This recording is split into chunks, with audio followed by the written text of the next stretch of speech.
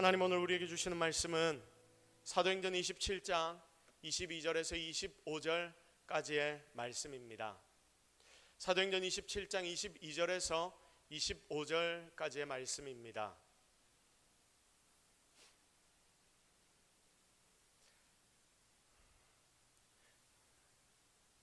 신약성경 235페이지 다 찾으셨으면 한 목소리로 하나님 오늘 우리에게 주시는 말씀을 합독합니다.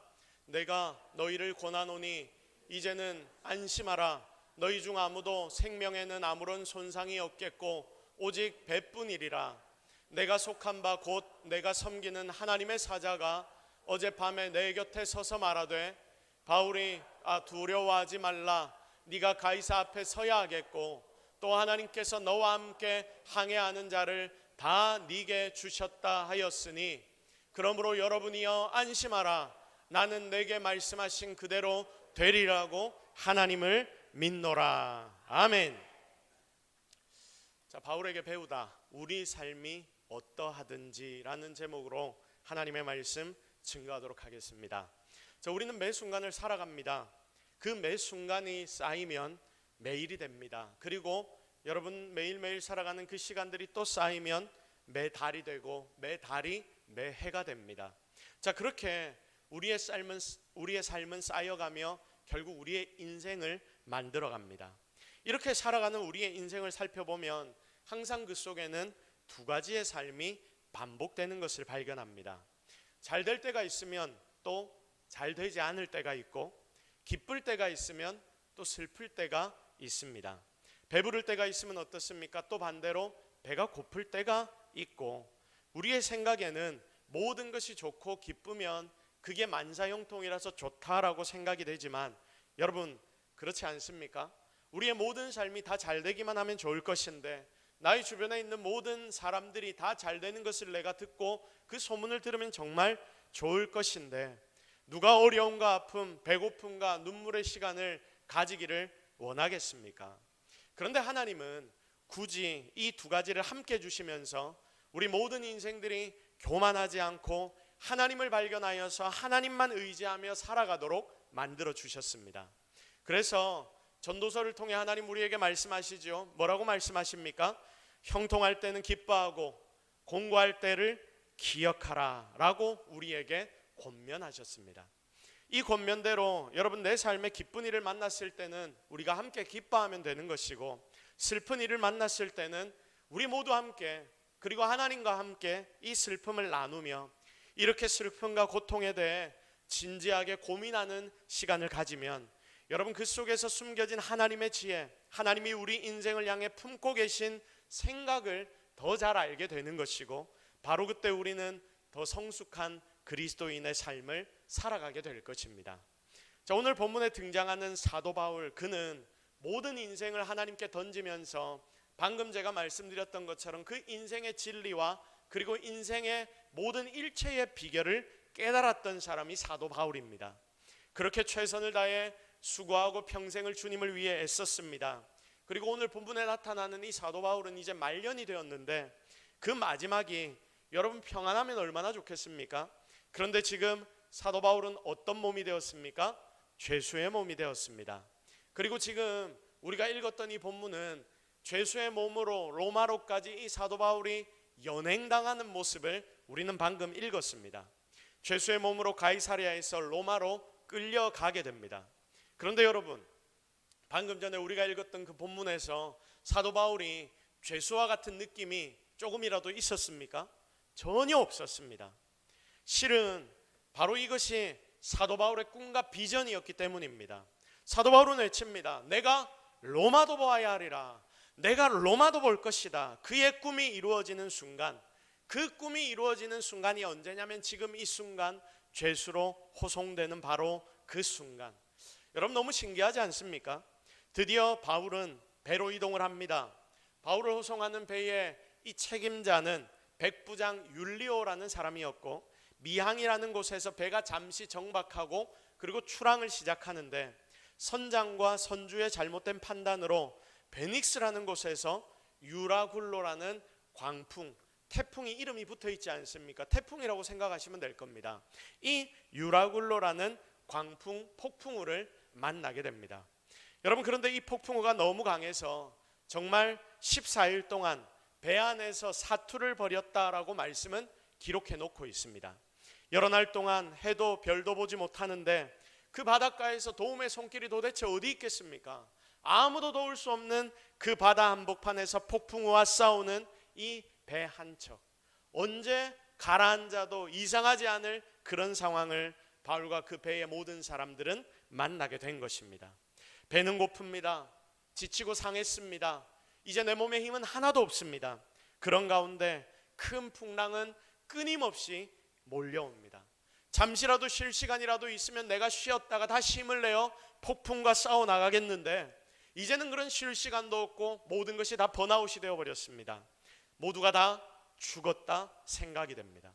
그런데 여러분, 바로 그때 하나님의 사람 바울이 크게 외칩니다. 거기서 그는 죄수입니다. 그런데 가장 낮은 위치에 아무에게도 말 붙이지 못하는 그가 배에 탄 모든 이들에게 말하고 외치기 시작합니다. 여러분, 뭐라고 외칩니까?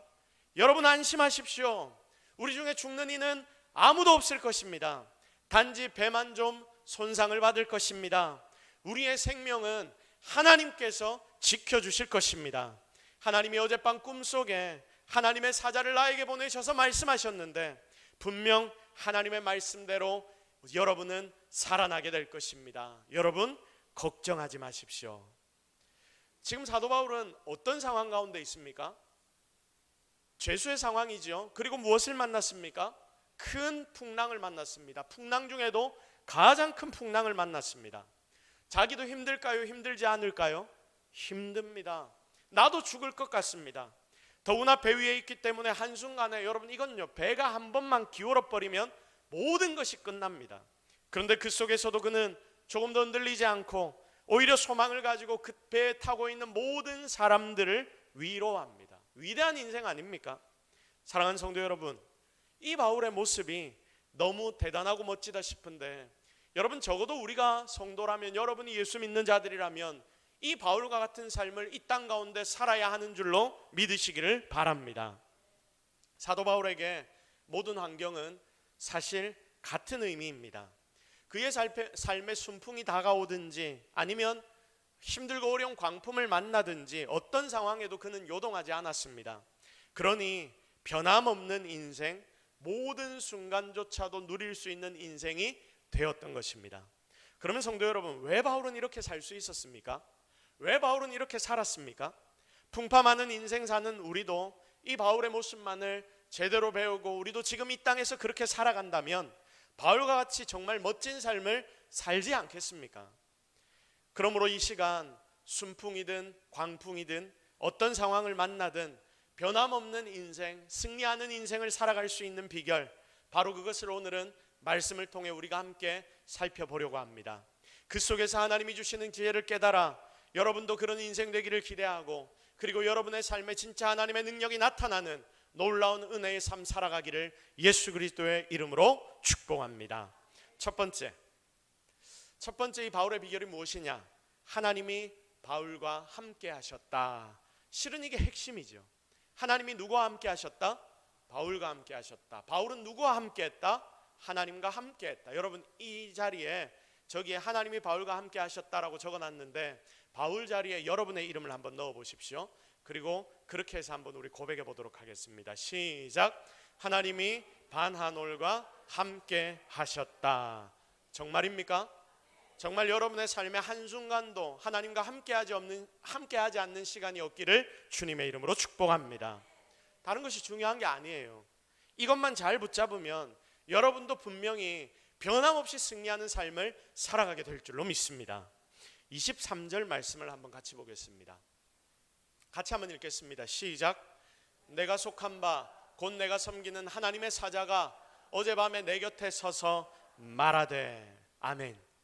자, 보십시오. 하나님의 사자는 여기에서 그냥 여러분이 천사라고 생각하시면 안 됩니다. 성경의 구약에 보면 하나님의 사자가 찾아왔다라는 것은 누구를 대신해서 온 것입니까? 하나님 대신해서 온 겁니다. 그러니까 그 천사가 그 자리에 임재했다는 것은 하나님이 그 자리에 임재했다는 말과 같은 말입니다. 자, 그러면 어젯밤에 사도 바울에게 누가 임하신 것입니까?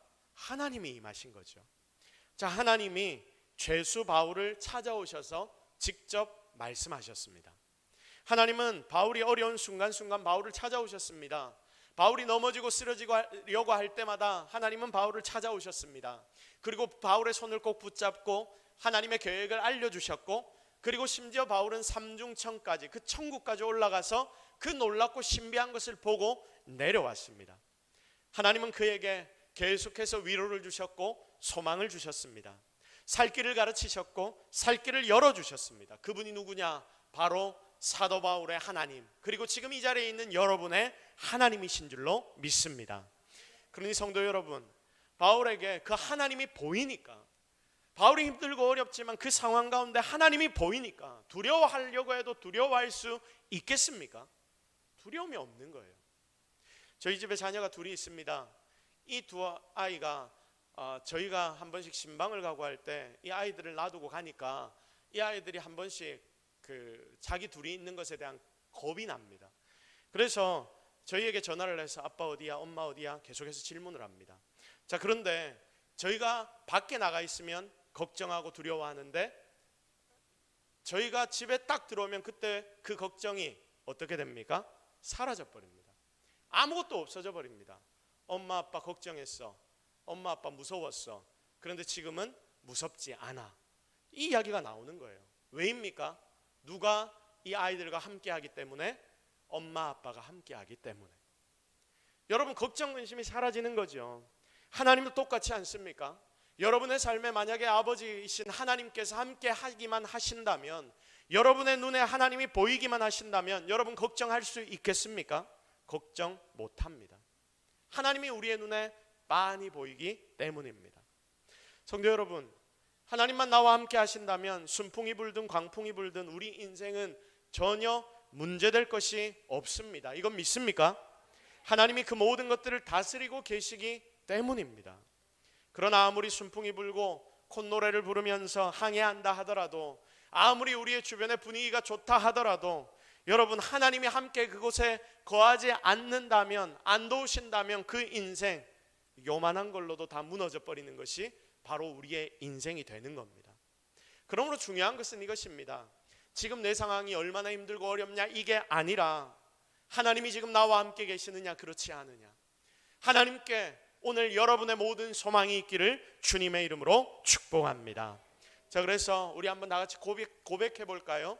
오직 우리 소망은 하나님께 있다. 시작. 오직 우리 소망은 하나님께 있다. 정말 이 한 가지 마음, 이 마음은 꼭 붙잡고 믿음으로 승리하는 저와 여러분이 되기를 주님의 이름으로 축복합니다. 요셉을 한번 보십시오. 그가 형들의 미움을 받고 애굽으로 팔려갔죠. 그리고 보디발의 집에 종이 되어 버렸습니다.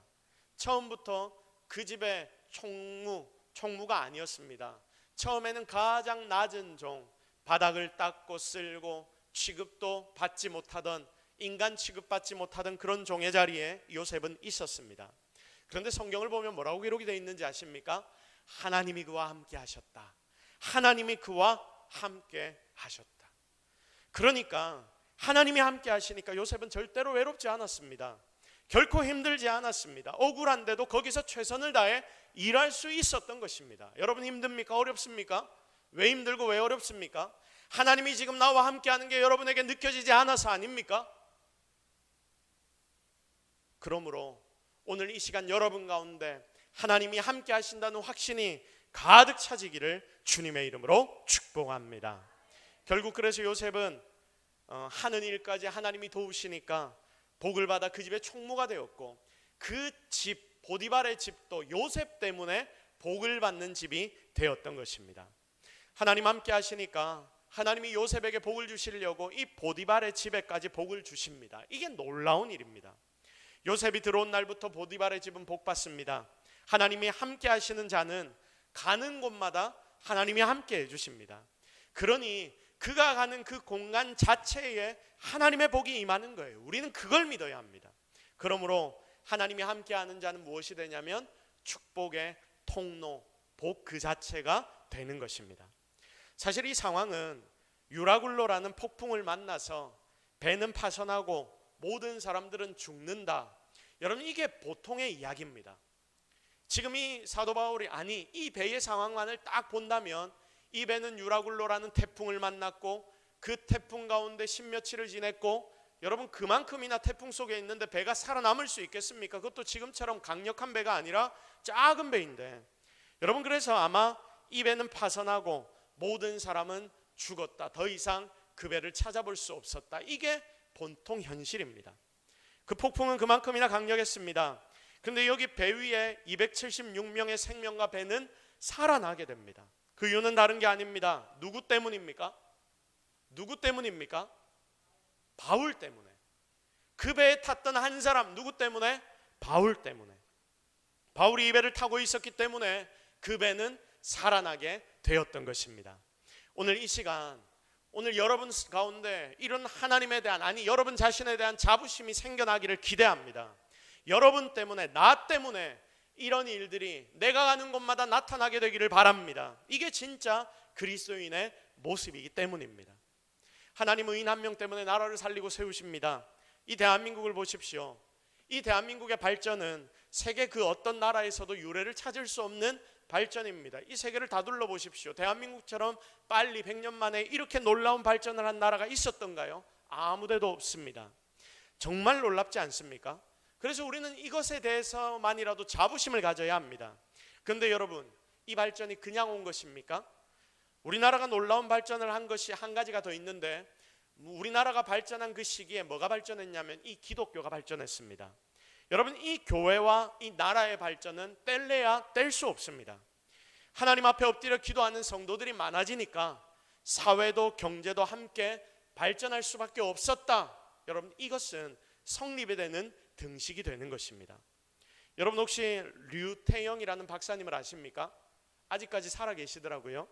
전북 임실군 청웅면 구고리에서 머슴의 아들로 태어났습니다.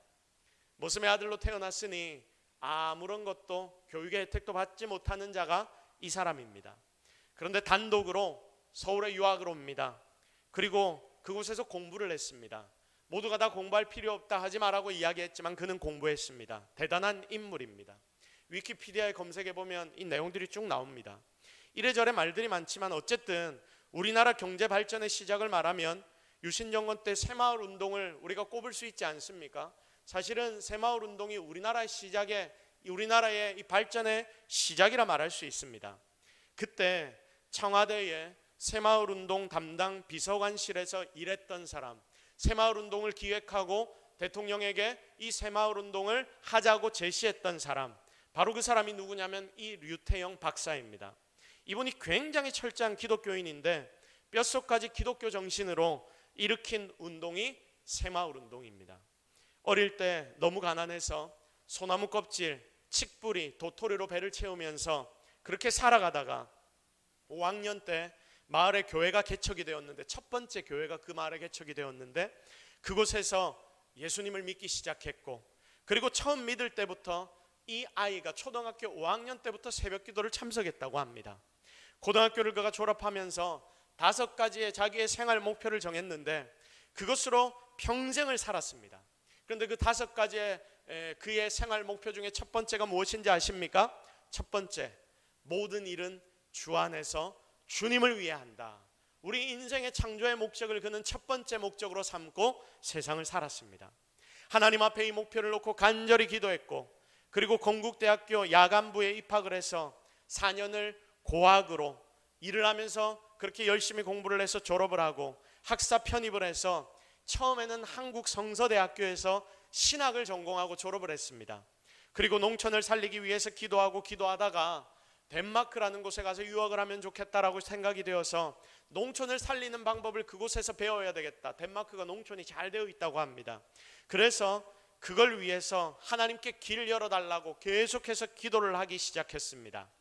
그러던 중에 아이디어가 하나 생겨났는데, 덴마크의 국왕 프리드리히 9세, 그 당시에 국왕이었는데 그분에게 국비 장학생으로 공부하게 해달라고, 이 대한민국 땅 먼 땅에서 노비의 아들로 태어나서 내가 이렇게 살아가고 있다, 공부를 너무 하고 싶다, 이 나라를 한번 세워보고 싶다, 그렇게 해서 이 덴마크 국왕에게 편지를 써서 공부 좀 시켜달라고 보냈는데 여러분 어떤 일이 벌어졌겠습니까? 2주 뒤에 국비 장학생으로 공부할 수 있는 초대장과 비행기표가 날아왔다고 합니다.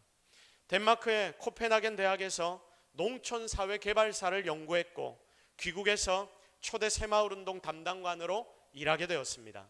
류태영 박사가 박정희 대통령에게 이 모든 것을 건의하고 브리핑해서 드디어 새마을운동이 시작되었던 것입니다. 꿈과 믿음이 미래를 결정한다라는 책에 이 모든 내용들이 기록이 되어 있습니다. 또 여러분이 일제치하 때에 기독교인들이 중심되어 독립운동했던 것들을 여러분 한번 생각해 보십시오.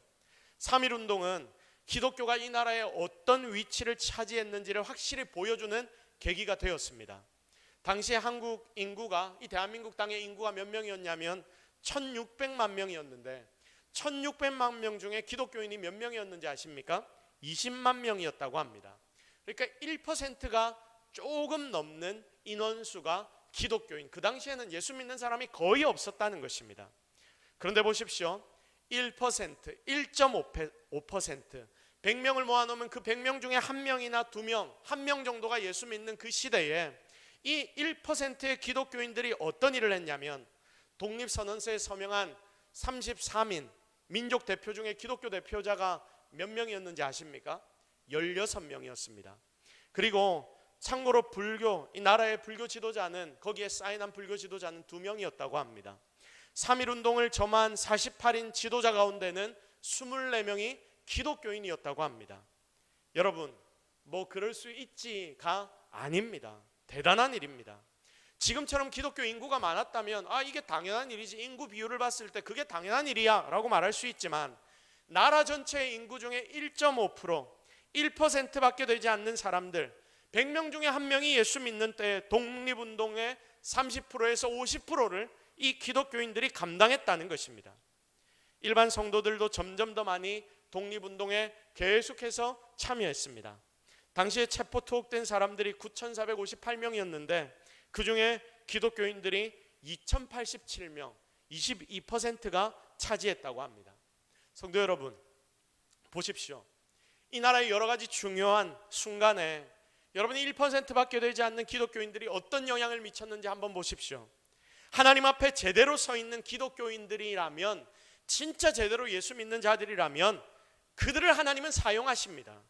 그래서 하나님은 그들을 통하여 놀라운 일들을 이 나라에 허락하시고 복을 주셨다. 이것 아무도 부인 못합니다. 사랑하는 성도 여러분, 하나님 함께 하시면, 하나님이 지금 여러분과 함께 하시면, 나와 함께 하신다면 오늘날 여러분의 삶에도 분명히 이런 일이 일어날 줄 믿습니다. 그리하여 나 하나 복 받는 게 아니라, 여러분 가정만 복 받는 것이 아니라 여러분의 주변의 사람들도 이 땅의 광풍을 이겨내고 승리할 수 있도록 하나님이 힘과 능력을 더하여 주신다는 것 잊지 말아서 항상 하나님과 함께 하는 것이 여러분에게 제일 큰 관심이 되는 저와 여러분이 되기를 예수 그리스도의 이름으로 축복합니다. 두 번째, 하나님 주신 꿈이 있다면 우리의 삶이 어떠하든지 우리는 결국 승리하게 됩니다. 자, 무엇이 있어야 된다고 기록되어 있습니까? 주님 주신 꿈이 있어야 한다. 우리 다 같이 한번 고백해 봅시다. 주님 주신 꿈을 가지겠습니다. 시작. 주님 주신 꿈을 가지겠습니다. 자, 사도 바울이 이런 광풍 중에서도 담담하고 평안하고 또 담대할 수 있었던 이유가 무엇이냐면 주님이 주신 꿈이 그에게 있었기 때문입니다. 24절 말씀을 한번 보실까요? 24절 말씀 같이 한번 읽겠습니다. 시작.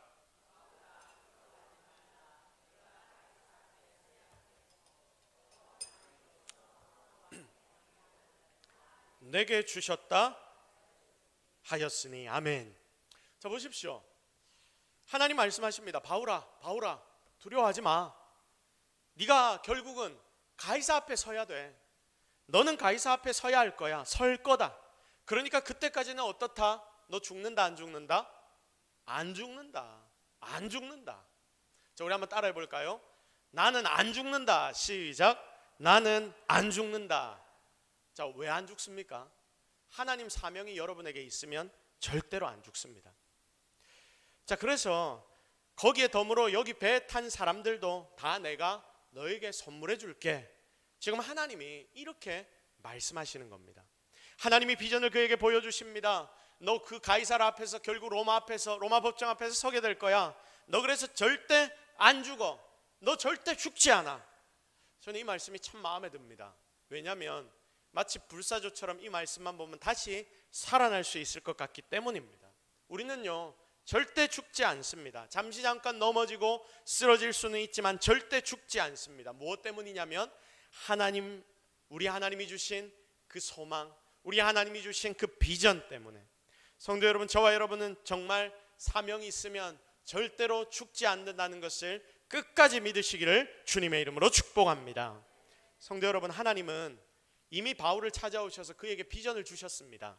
우리 사도행전 23장 11절 말씀을 같이 한번 읽어볼까요? 시작. 그날 밤에 주께서 바울 곁에 서서 이르시되 담대하라, 내가 예루살렘에서 나의 일을 증언한 것 같이 로마에서도 증언하여라 하리라 하시니라. 아멘. 자, 보십시오. 지금 사도 바울이 배를 타고 가고 있지만 이전에 하나님께로부터 이미 그는 비전을 받았습니다. 바울이 예루살렘 공회 앞에서 증언을 할 때에 증언이 아니라 설교였습니다. 예루살렘 공회 앞에서 사람들이 막 모여서 바울을 죽이자고 이야기하면서 바울을 신문하기 시작했거든요. 그런데 바울이 그 신문을 받으면서 뭘 하냐면 자기가 믿는 예수님을 그 공회 앞에서 증거하기 시작합니다. 설교하기 시작합니다. 예수님이 부활하셨습니다라고 그곳에서 외치기 시작합니다. 그것 때문에 더 시끄러워지고 분쟁이 생기고 바울을 죽이자는 분위기가 더욱더 커졌습니다. 그런데 그날 밤에 주님께서 직접 바울을 찾아오셔서 이런 비전을 주십니다. 너 여기에서 설교한 것처럼 로마 가서도 해. 로마의 그 법정 앞에 내가 세워줄 테니까 로마의 대단하고 유명한 사람들 앞에서 너 한번 설교해. 내가 그 앞에 설 때까지 너를 지켜줄게. 사랑하는 성도 여러분, 그래서 주님 주신 비전은 절대로 사라지지 않습니다.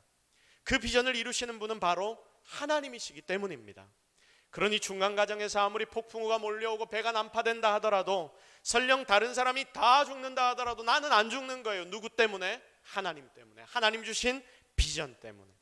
그 속에 하나님의 비전이 그 사람을 이끌어가고 있기 때문입니다. 오늘 이 시간 이 자리에 앉아 예배하는 여러분에게 하나님이 주신 비전은 과연 무엇입니까? 과거 나에게 약속하신 하나님의 꿈은 무엇입니까? 이 자리에 앉아 예배드리고 있는 여러분의 마음에 하나님이 나에게 주셨던 비전이 무엇인지를 다시 한번 떠올리는 은혜의 시간이 되기를 바랍니다. 그 꿈을 잊어버리지 마십시오. 그리고 이 꿈을 잊어버리지도 마십시오. 다시 기억해내십시오. 그리고 그걸 강력하게 붙잡으십시오. 그러면 여러분은 절대로 망하지 않을 것입니다. 하나님이 결국 그 비전을 이루어낼 것이기 때문입니다. 이 교회 내에 여러분이 가지고 있는 여러 가지 직분들이 있을 것입니다. 하나님께서 말씀으로 여러분의 마음에 감동을 주신 것들이 분명히 있을 것입니다. 그런 것들이 있다면 잊지 말고 기록해 놓으시고, 그리고 여러분에게 맡겨진 여러 가지 그 직분들, 그리고 그 모든 일들, 그걸 가슴에 품고 최선을 다해 비전을 붙들고 일하십시오. 분명 하나님은 그런 자들의 삶의 문제, 몸의 아픔들, 그 모든 것들, 상황과 환경들, 사명을 이루라고 고쳐주실 줄로 믿습니다. 그렇게 승리를 경험하는 저와 여러분이 되기를 예수 그리스도의 이름으로 축복합니다. 마지막으로 그에게 분명한 믿음이 있었기 때문에 상황이 그를 좌지우지하지 못했다라는 것을 꼭 기억하십시오. 우리 다 같이 고백합시다. 분명한 믿음이 있으면 결국 승리한다. 시작. 자, 뭐가 있어야 한다고요? 분명한 믿음. 여러분 마음 가운데 진짜 분명한 믿음이 있기를 주님의 이름으로 축복합니다. 자, 25절 말씀 우리 같이 한번 보겠습니다. 시작. 그러므로 여러분이여 안심하라. 나는 내게 말씀하신 그대로 되리라고 하나님을 믿노라. 아멘. 자, 뭐라고 사도 바울이 말합니까? 여러분 안심하세요. 나는 여러분에게 안심하라고 확실하게 이야기할 수 있습니다. 무엇 때문에? 그대로 되리라고 말씀하신 하나님을 내가 믿기 때문입니다. 자, 하나님 향한 그의 분명한 믿음이 광풍이 몰아치는 고난의 현장에서도 모든 것을 담담하고 담대하게 받아들이고 이겨내도록 만들었던 것입니다. 그렇습니다. 여러분, 세상을 이기는 이김은 오직 믿음에서 나오는 줄로 믿습니다. 모든 고난과 시련과 역경을 이기는 이김은 오직 믿음입니다. 악하고 어려운 마귀의 계율을 이기는 것은 믿음밖에 없습니다. 이 믿음이 우리를 모든 것에서 이기게 한다는 것을 여러분 꼭 기억하시기를 바랍니다. 그런데 성도 여러분, 이렇게 믿는다는 게 쉬운 일입니까? 어려운 일입니까? 다 같이 그렇게 동시에 대답하시니까 마음이 좀 섭섭하네요. 예, 어려운 일 맞습니다. 어렵습니다. 이게 쉬운 일은 아닙니다. 현실이 나를 억누릅니다. 그럼 여러분 우리 눈에는 뭐만 보입니까? 현실밖에 안 보입니다. 유라굴로라는 폭풍우가 내 주변을 막 치는데 어디 믿음이 생깁니까? 아, 이 배가 넘어지면 우리 바로 죽겠구나, 이 생각밖에 들지 않습니까? 내 몸에 조그만 아픔만 찾아와도 이것 때문에 내가 큰일 나는 거 아닐까? 라는 생각이 드는 게 우리 인간의 연약한 마음 아닙니까? 혹시 여러분 몸 아파 보셨습니까? 정신력도 다 약해져 버립니다. 정신력도 약해지면 영적으로도 눌려버립니다. 하나님 우리를 전인격적인 인생으로 만드셨기에 이게 다 연결이 되어 있습니다. 그런데 이걸 이길 수 있는 방법이 무엇이냐? 확실한 하나님에 대한 믿음인 줄로 믿으시기를 바랍니다. 이정교회 성도 중에 한 성도를 저는 아직까지 잊을 수가 없습니다. 사업을 하다가, 큰 사업을 했습니다. 사업을 하다가 2억이라는 돈을 몇 달 만에 날렸답니다. 신방을 담임 목사님께 요청했습니다. 저희 교구라서 같이 신방 예배하러 그곳으로 갔습니다. 자, 목사님이 가면서 이런 이야기를 합니다. 아, 나는 이런 가정 찾아가 신방할 때 너무 힘들다. 그 성도의 힘듦을 위로하는 것도 참 어렵지만 내 성도, 내 아들과 같은, 자식과 같은 성도가 그렇게 되었다는 것 때문에 내 마음도 너무 힘들다. 그 이야기를 하면서 이 목사님과 함께 그 신방을 찾아갔습니다. 여러분, 그리고 무슨 말로 위로를 하겠습니까? 말씀으로 위로하고 세워야 하는데 진짜 어렵습니다. 부교육자인 제 마음도 참 어렵고 힘들었습니다. 그런데 여러분, 이분이 신방 가니까 목사님이 딱 앉는 순간부터 뭐라고 고백하는지 아십니까? 감사헌금 봉투를 하나 딱 준비해놨다가 이걸로 교회에 감사헌금 하겠습니다라고 목사님 앞에 딱 내려놓고, 그리고 이런 이야기를 바로 시작합니다. 이것 외에 다른 거 잃지 않게 해주셔서 감사합니다. 가족과 건강은 지켜주셔서 감사합니다. 내 마음이 상했지만 신앙이 무너지지 않게 해주셔서 감사합니다. 제가 이걸 보고 옆에서 너무나 감동을 받은 겁니다. 분명 하나님은 제가 받은 감동보다 더 큰 감동을 받으셨을 것이고 놀랍고 위대한 은혜를 그와 그의 가정 가운데 허락해 주셨을 거라고 믿습니다. 성도 여러분, 하나님의 능력을 믿지 않는 사람들은 절대로 이런 고백 못합니다. 이런 환경에 빠지면 100% 불평하고 넘어집니다. 원망합니다. 그러나 믿음이 있는 자는 할 수 없는 곳에서 감사의 탑을 쌓고, 그리고 그 감사의 탑으로 결국 능력을 이루어냅니다. 제가 아는 한 권사님이 전도사 사역을 하기로 작정하고 이제 신학 공부를 시작했습니다. 권사님이니까 연세가 지긋하신 분이십니다. 그리고 이제 사역을 시작하려고 하는데 거의 공부를 끝마쳤는데 입안이 좋지 않고, 그리고 뭐가 계속 나고 아팠습니다. 그래서 고신대 병원을 가서 검사를 했답니다. 검사 결과가 무엇이었을까요? 구강암이었다고 합니다. 근데 구강암이 생각보다 심각하다, 위험한 자리에 있다. 그래서 수술을 해야 된다고 이야기를 합니다. 수술을 해야 되는데 이 의사가 이야기를 하면서 한마디를 덧붙입니다. 수술을 해야 되는데 수술하고 나면 성대 쪽이 고장이 나서 혹 말을 못할 수도 있다. 말을 못할 수도 있다. 의사 소견을 들었습니다. 수술하려고 권사님이 마음을 딱 먹고 있다가 이 말을 듣고 고민이 시작됩니다. 수술을 할까 말까 고민합니다. 그런데 아무리 생각해도 이 고민에 답이 나오지 않습니다. 말을 못하면 안 된다라고 생각이 되었답니다. 왜냐? 하나님이 나를 전도자로 세우셨기 때문에 나는 전도사 사역을 이제 할 것인데, 전도하러 굉장히 많이 다니는 그 권사님이시거든요. 근데 이 권사님이 나는 전도 못하면 죽는다, 이 비전을 내가 받았는데 말 못하면 그거 못하니까 나는 그럴 수 없다라고 생각을 합니다. 그리고 난 뒤에 결정을 합니다. 나는 수술을 받지 않을 거다, 1차적으로. 그리고 나는 바로 기도원 지금 올라갈 거다. 일주일을 기도원으로 올라갑니다. 그리고 일주일 기도하는데 그 중에 하루는 자기가 막 하나님 앞에 엎드려 울며 기도하는데 꿈에 온몸에 뜨거움이 찾아왔다고 합니다. 꿈을 꾸는데 온몸이 막 뜨거워지고 하나님이 뭔가를 나에게 임하게 만드신다는 것을 꿈속에서도 느꼈다고 합니다. 기도원에서 내려와서 아들의 권유로 서울에 올라가 삼성병원에 가서 다시 검사를 했습니다. 근데 여러분, 검사 결과가 무엇인지 아십니까? 아무 이상이 없다, 암세포가 없다라는 이야기를 들었답니다. 여러분, 믿음을 가지고 또 사명을 붙들고 하나님 앞에 달려갔더니 하나님이 직접 그 삶에 손대버리시는 것을 우리는 주변에서 많이 보게 됩니다. 모든 것을 무너뜨리는 폭풍인 줄 알았는데, 그래서 내가 무너질 것 같았는데 오히려 그것을 하나님이 바꾸시고 삶의 간증거리로 만들어버리십니다. 여러분, 이렇게 믿음은 불가능을 가능하게 만들고 없는 것을 있는 것처럼 만들어버립니다. 믿음의 기도는 병든 자를 고치고 불치의 병도 고치며 기적을 우리에게 가져오게 합니다. 우리 인생을 역전시키는 은혜가 다 이 믿음에서 나타납니다. 그러므로 우리는 하나님이 반드시 계신 것과 그리고 또 그가 자기를 찾는 자들에게 상 주시는 이란을 이심을 믿고 주님만 바라보며 달려나가야 하는 줄로 믿으시기를 바랍니다. 이제 말씀을 정리합니다. 어느 누구나 삶을 살다 보면 순풍도 만나고 손도 못 댈 광풍도 만나게 됩니다. 그러나 여러분, 이런 환경에 이 자리에 있는 여러분은 절대로 흔들리지 마십시오. 사도 바울처럼 항상 하나님과 함께 거하십시오. 하나님 보여주신 꿈을 향해 달려가십시오. 하나님을 향한 분명한 믿음을 가지고 달려가면 지금 이 자리에 앉아 예배하고 기도하는 여러분의 삶에도 세상이 감당하지 못하는 능력과 기적이 나타나게 될 것입니다. 진짜 여러분의 삶에도 하나님 보여주시는 그 증거와 기적들, 간증들이 가득하기를 바라고요. 그리고 적어도 내가 예수 믿는다 하면 진짜 한번 멋지게 예수 믿어봐야 하지 않겠습니까?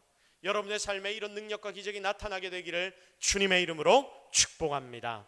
우리 시간 말씀 붙잡고 한번 기도하겠습니다. 하나님, 오늘 우리가 하나님 하신 이 말씀을 통해서 어떻게 세상을 살아가야 할지를 고민합니다. 예수 믿는 자로서 제대로 승리하는 인생을 살아가야 하는데 오늘 사도 바울처럼 우리도 살게 하여 주옵소서. 사도 바울에게 배우게 하옵소서. 좋을 때든 나쁠 때든 하나님 나와 함께 하신다는 것으로 만족하는 인생 되게 하여 주옵소서. 오늘 말씀을 통해 하나님 여러분들에게 주신 음성들이 있다면 그것 다 내어놓고 하나님 앞에 믿음의 기도를 올려드립니다. 여러분의 기도는 능력이 있습니다. 우리 주여 한번 외쳐 함께 간절하게 기도하며 나아가십시다. 주여, 주여, 주여, 주여, 주여, 주여. 오늘 이 시간 하나님 일하여 주시옵소서. 역사하여 주시옵소서. 능력을 허락하여 주옵소서. 은혜를 허락하여 주옵소서. 하나님, 오늘 우리에게 말씀하시는데 이 말씀이 진짜 우리의 삶을 바꾸고 새롭게 하는 능력의 말씀이 되게 하여 주옵소서. 아버지, 우리 사도 바울처럼 인생 살게 하옵소서. 이 자리에 있는 모든 이들이 예수 그리스도를 발견하게 하옵소서. 주님 바라보게 하옵소서. 주님 의지하게 하옵소서. 주님만으로 승리를 체험하게 하여 주옵소서. 하나님, 오늘 나를 살려주시고 우리 모두를 하나님 살려 주옵소서.